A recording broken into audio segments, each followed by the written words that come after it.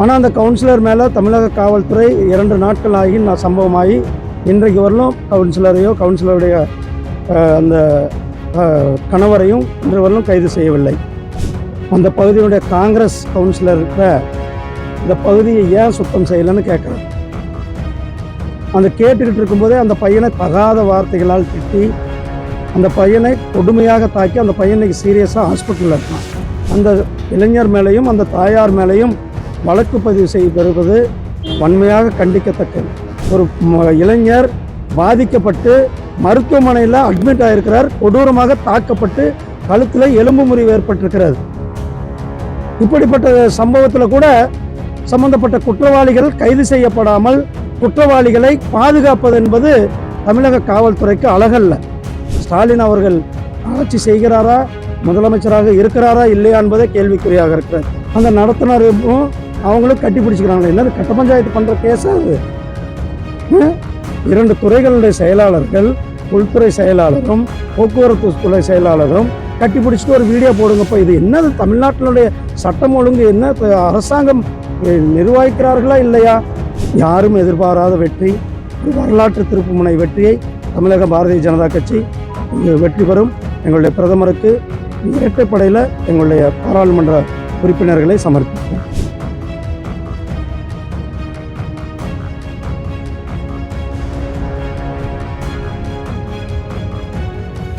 கடந்த 2 மாதமாக நடைபெறுகின்ற இந்த ஜனநாயக திருவிழா இறுதி கட்டம் இன்றைக்கு 7ஆம் கட்ட வாக்குப்பதிவு நடைபெற இருக்கிறது. இந்த வாக்குப்பதிவு முதல் கட்டத்திலிருந்து 7ஆம் கட்டம் வரலும் பார்க்கும் பொழுது ஒரு இந்தியா முழுவதும் பாரதிய ஜனதா கட்சிக்கு மாண்புமிகு பாரத பிரதமர் திரு நரேந்திர மோடிஜி அவர்களுக்கு ஒரு மிகப்பெரிய ஆதரவலை இருந்து கொண்டிருக்கிறது. மாண்புமிகு பாரத பிரதமர் திரு நரேந்திர மோடிஜி அவர்கள் 3வது முறையாக 400க்கும் மேற்பட்ட தொகுதிகளில் வெற்றி பெற்று பிரதமராகுவது உறுதி செய்யப்பட்ட ஒன்று. நேற்றைக்கு நம்மளுடைய மேட்டுப்பாளையத்தில் ஒரு இளைஞர் அந்த பகுதியினுடைய காங்கிரஸ் கவுன்சிலர்கிட்ட இந்த பகுதியை ஏன் சுத்தம் செய்யலைன்னு கேட்குறாரு. அந்த கேட்டுக்கிட்டு இருக்கும்போதே அந்த பையனை தகாத வார்த்தைகளால் திட்டி அந்த பையனை கொடுமையாக தாக்கி அந்த பையனுக்கு சீரியஸாக ஹாஸ்பிட்டலில் இருக்கான். ஆனால் அந்த கவுன்சிலர் மேலே தமிழக காவல்துறை 2 நாட்கள் ஆகி சம்பவமாகி இன்றைக்கு வரலும் கவுன்சிலருடைய அந்த கணவரையும் இன்று வரலும் கைது செய்யவில்லை. மாறாக அந்த இளைஞர் மேலேயும் அந்த தாயார் மேலேயும் வழக்கு பதிவு செய்யப்படுவது வன்மையாக கண்டிக்கத்தக்கது. காவல்துறை எந்த அளவுக்கு சீர்கட்டு போயிருக்குதுன்னு பாருங்கள். ஒரு இளைஞர் பாதிக்கப்பட்டு மருத்துவமனையில் அட்மிட் ஆகிருக்கிறார். கொடூரமாக தாக்கப்பட்டு கழுத்தில் எலும்பு முறிவு ஏற்பட்டிருக்கிறது. இப்படிப்பட்ட சம்பவத்தில் கூட சம்பந்தப்பட்ட குற்றவாளிகள் கைது செய்யப்படாமல் குற்றவாளிகளை பாதுகாப்பது என்பது தமிழக காவல்துறைக்கு அழகல்ல. எந்த ஒரு சம்பவமானாலும் அவர் மேலே உடனடியாக நடவடிக்கை சில யூடியூப்லேயும் ஃபேஸ்புக்லேயும் அவங்க ஏதாவது ஒரு தகவல் போட்டால் அவங்கள காலையில் 5 மணிக்கு விடிகாலில் 2 மணிக்கு போய் கைது செய்கின்ற காவல்துறை ஒரு கடுமையான சம்பவம். ஒரு கிட்டத்தட்ட அந்த இளைஞர் தாக்கப்பட்டு எலும்பு முறிவு ஏற்பட்டு கழுத்தில் எலும்பு முறிவு ஏற்பட்டு ஆபத்தான முறையில் மருத்துவமனையில் சிகிச்சை பெற்று கொண்டிருக்கிற கேஸில் கூட அவர்களை இன்றும் கைது செய்யப்படாதது வன்மை. அதாவது ஸ்டாலின் அவர்கள் ஆட்சி செய்கிறாரா, முதலமைச்சராக இருக்கிறாரா இல்லையா என்பதே கேள்விக்குறியாக இருக்கிறது. இது ஒரு சம்பவம். இன்னொரு சம்பவம் நான் ஏன் சொல்கிறேன்னா, காவல்துறை பற்றி இன்னொரு சம்பவம் சொல்ல வரேன். இன்னொரு சம்பவம், ஒரு நடத்துனர் போலீஸ்காரரு டிக்கெட் எடுக்கலை. அந்த நடத்துனரும் அவங்களும் கட்டி பிடிச்சிக்கிறாங்களே. என்னது கட்ட பஞ்சாயத்து பண்ணுற கேஸா இது? 2 துறைகளுடைய செயலாளர்கள், உள்துறை செயலாளரும் போக்குவரத்து துறை செயலாளரும் கட்டி பிடிச்சிட்டு ஒரு வீடியோ போடுங்கப்போ. இது என்னது? தமிழ்நாட்டினுடைய சட்டம் ஒழுங்கு என்ன அரசாங்கம் நிர்வகிக்கிறார்களா இல்லையா? மிகவும் கேவலமாக ஒரு முதலமைச்சர் ஸ்டாலின் அவர்கள் வேலை செய்து கொண்டிருக்கிறார்கள்.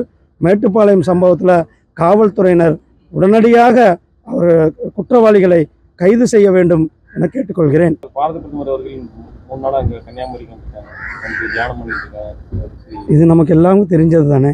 நம்மளுடைய மாண்புமிகு பிரதமர் அவர்கள் தேர்தல் முடிந்த பிறகு போன முறை இமயமலையில் தியானம் செய்திருந்தார்கள்.